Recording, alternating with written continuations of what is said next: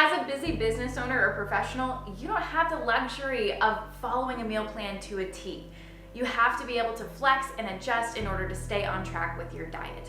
I'm Lindsey Rago. And I'm Brian Pickowicz. And today we want to show you 5 different ways that we as business owners who travel often stay on track with our diet without having to meal plan or meal prep. Now, wouldn't it be great if you just knew exactly what to do for your diet and your nutrition? You could follow through with ease. If you just had it all laid out, wouldn't it be so great? Because you could just look at it and say, oh, I know this is my meal plan and this is what I'm going to do. The problem with that is you can have the right plan with the wrong lifestyle to make that plan work. And if you're a business owner or a professional who's taking clients out to eat, you're traveling constantly, or you just want to have time with your family at your favorite restaurant, it makes it really challenging to say, I'm going to follow a plan to a T. And the truth is, that's not how life works in general. We can't eat off a meal plan and see long-term results because that gets boring, it's unsustainable, and it doesn't adapt to our life. And so today we want to give you the 5 basic points that you can implement today into your nutrition so you can be more consistent, you can have more flexibility, and you can get better results in the long run.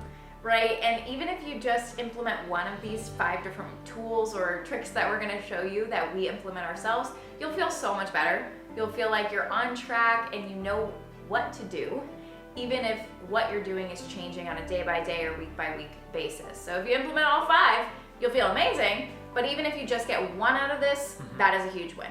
So the first thing we have to do, if we want to be consistent while we're traveling and we want to make healthier decisions while we're eating out at restaurants or we're on the go, is we have to make the conscious choice to be healthy. We have to take responsibility for what we're putting in our body. And this sounds so basic, but the truth is it's easy to fall into the unconscious habit of just sitting down and ordering our favorite foods. Instead, if we want to be consistent while we're traveling, while we're stopping off at the closest grocery store or the closest gas station while we're going to our next meeting, we have to decide to make the healthy choice.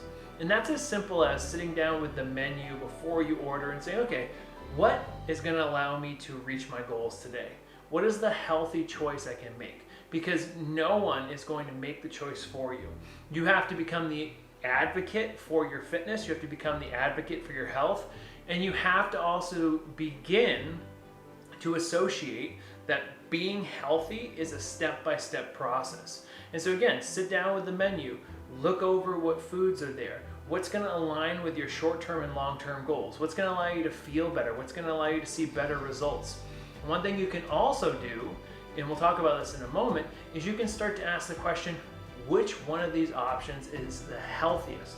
It might not be perfect, right? Or how can I make it healthier? Can I take this cheeseburger and can I remove the bun? Can I ask for a different side? How can I become someone who is healthy by owning that I'm making a healthy choice? That's the first thing we have to do above all else. The second thing that we do when we're trying to stay on track and stay focused on our nutrition while we're traveling in motion on the go as business owners is we focus on our hunger cues, which just means when we're hungry, we eat. And we don't just eat snacks, we actually try to sit down and have a meal as much or as often as we can. There's this temptation that moving and on-the-go professionals have when they're hungry to just eat to tide themselves over. That's okay once in a while, and that's okay if that's all you've got time for, but don't make a habit of that. Because if you're just getting in that mindset of, oh, I'm just gonna eat to tie myself over, then you graze all day long, you unintentionally overeat, and then you wake up feeling bloated and uncomfortable the next day, even though you were kind of still hungry all day, right? And then we're confused as to what to do or what to change.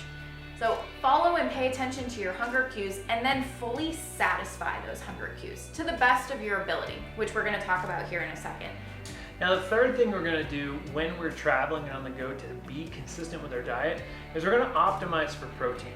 So the first thing I do when I sit down at a restaurant is I look and see what the healthiest protein option there is.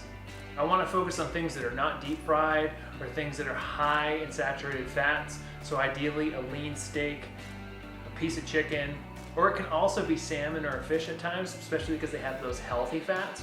But I want to optimize for protein. Protein is going to help me recover. It's going to help me feel satiated. And for a lot of people, when we are traveling, it's easy to find carbohydrates and fats. There's potato chips, There's snack foods all throughout any store, any restaurant you go to, but very seldom will we find protein options that are quick and easy. So when I sit down at a restaurant, I want to think, okay, what's my first option for protein? And I can build a healthy meal around that at all times. The fourth way to stay on track while you are traveling and while you're moving about as a busy business owner or professional is to hydrate. It's so simple, and yet it's absolutely the thing that we forget the most often. When you're on the go, you don't think to drink your water. You might not even think to bring water with you, maybe because you're drinking coffee or tea, or you're just so busy that you don't even think to stop and grab a bottle. If you just keep yourself hydrated, that is going to keep your mind more clear. It's going to make it so that the food you do eat is more satisfying and fulfilling, and it's going to make it so that you are more productive throughout the course of the day and you make better choices. So make sure that you stay hydrated while you travel. That's something that's super important to us, and we usually aim to drink anywhere from 100 ounces of water to a full gallon, which is 128. Meet yourself where you're at and drink a little bit more. And the fifth thing we want to do when we're optimizing our nutrition on the go and aiming to be consistent is avoid excessive empty calories. Think of it as the bread that's on the table or the tortilla chips that are at the Mexican restaurant. It might even be the bag of potato chips that you grab while you're driving and you're going for something simple and easy. It seems like these don't make a difference, but the truth is oftentimes these foods are inflammatory, they lead to bloating, and they add up over time.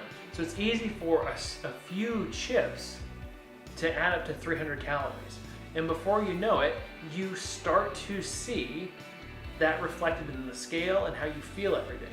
So we want to avoid sugary drinks, excessive alcohol, things that I'm just eating because I'm bored or I'm stressed or because they're there. If I don't really want the food, if it's not going to help me reach my goal, I want to be mindful with how much I eat. Doesn't mean I have to go to zero, but I want to be really mindful about adding excessive calories that don't really get me to my goal or allow me to feel healthy. And again, as a business owner, as a traveling professional, it's really tempting to think that you can just focus and be black and white on a meal plan.